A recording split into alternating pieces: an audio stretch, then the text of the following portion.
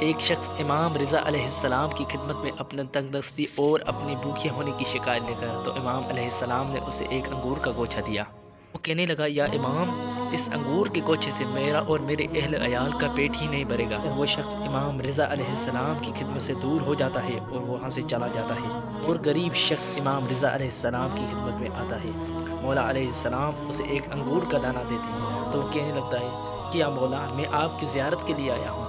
وہ شخص کہنے لگتا ہے، مولا، اس ایک انگور کے دانے کو میں پانی میں نچوڑ کر اپنے اور اپنے اہل عیال کی بھوک مٹاؤں گا۔ اس کا یہ بیان سن کر امام علیہ السلام نے اسے ایک انگور کا گوچھا دیا تو وہ شخص امام علیہ السلام سے کہنے لگا کہ مولا، مجھے میرے پاس ایسے الفاظ نہیں کہ میں آپ کا شکر ادا کر سکوں۔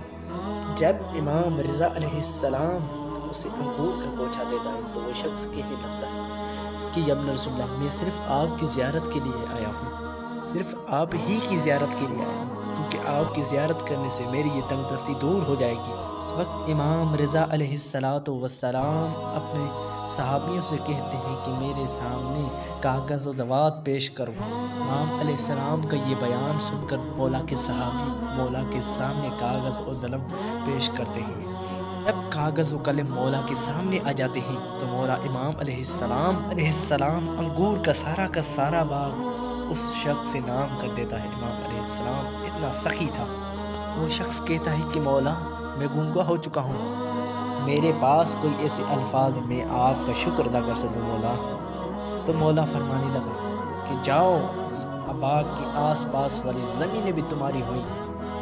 شخص جو پہلے آیا تھا امام رضا علیہ السلام کو غصے سے کہنا کہ مولا، پہلے میں آپ کے پاس آیا، یہ تو صرف آپ سے ملنے آیا تھا، مولا آپ نے سب کچھ اسے عطا کر دیا۔